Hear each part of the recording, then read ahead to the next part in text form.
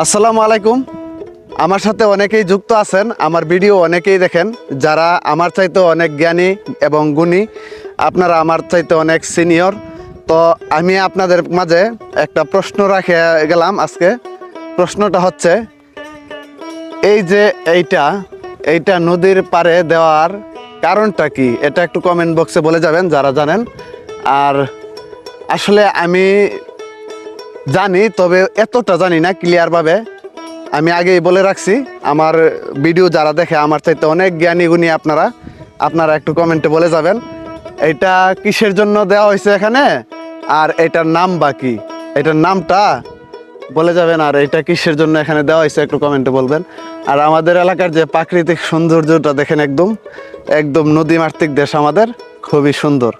হ্যাঁ, অসাধারণ একটা জায়গা।